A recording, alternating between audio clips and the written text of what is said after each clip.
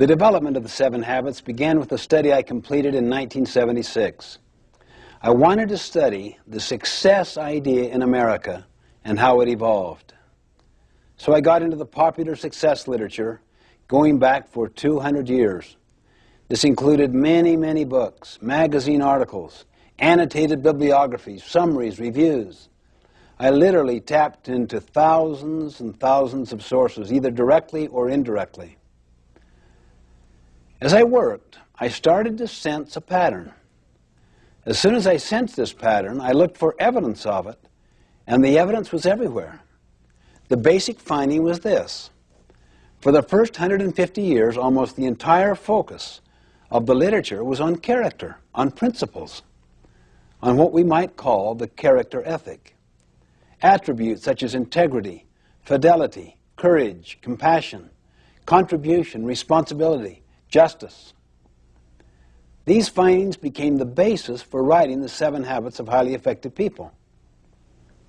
And then, because of many, many societal forces, the emphasis gradually shifted in the early 1900s, particularly in the 20s and the 30s, away from the character ethic to what we might call the personality ethic, which focused more on techniques than on principles.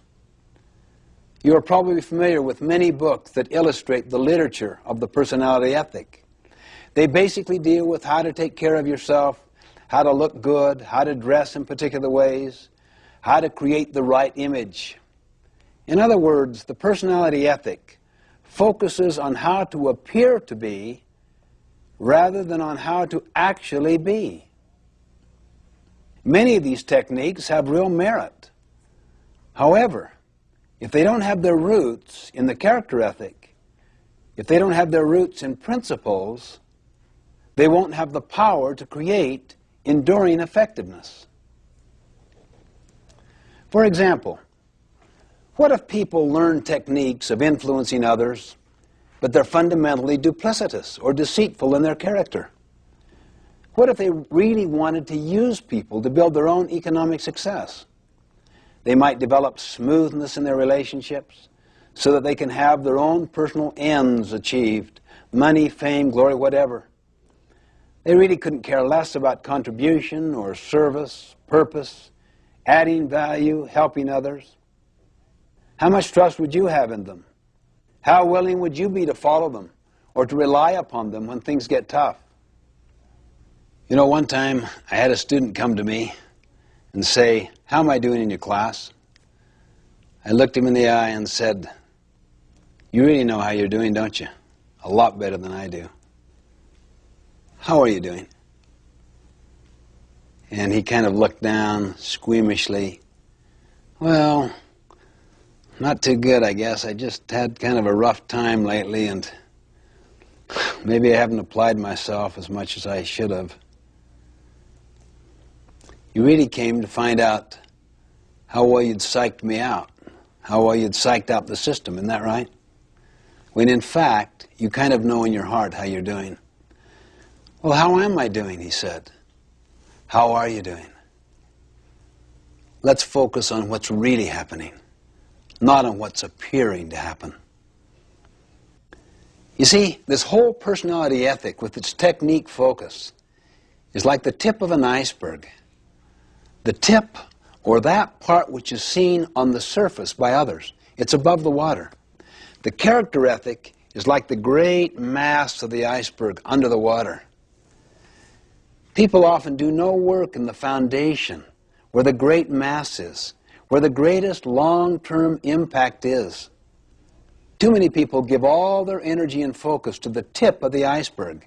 That is, to learning techniques that others can see. You see this even in organizations, not just individuals.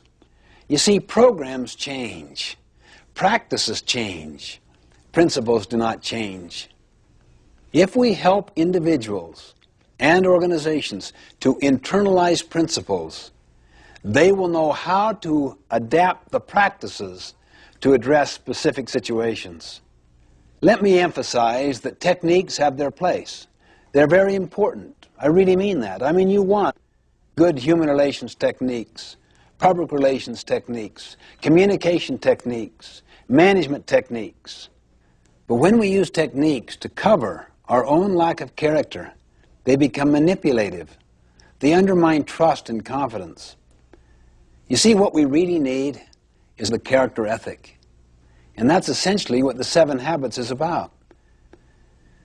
This material is based on an inside-out approach, meaning we give our first energies to our own character development before we focus on techniques or how to be more effective with others.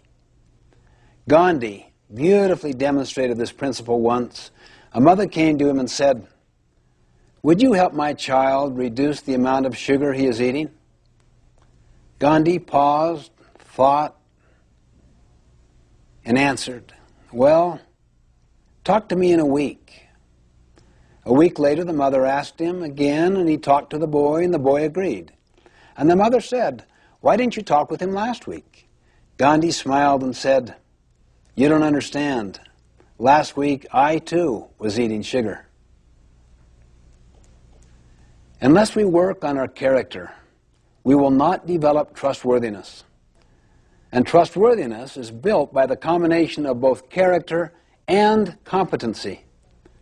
We could have all of the ability in the world, but if we don't have the basic character to be reliable, to take responsibility, others will soon learn to distrust us. They're fearing that we are just trying to meet our own ends, perhaps at their expense.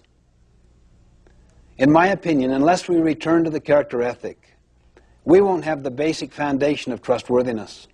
That's what leads to trust, which is needed to build effective interpersonal relationships.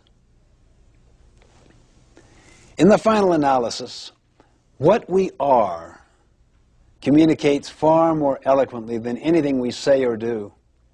I love the quote of Henry David Thoreau: "For every 1,000 hacking at the leaves of evil, there is one striking at the root." In other words, let's work primarily on the roots to begin with and build a foundation of trustworthiness. This is one of the key areas of focus in the 7 Habits, to build character and competence, and to restore trustworthiness and trust in our lives, in the lives of our families, our organizations. Trust and trustworthiness really are the basis of personal and interpersonal leadership. It's the foundation of all true effectiveness.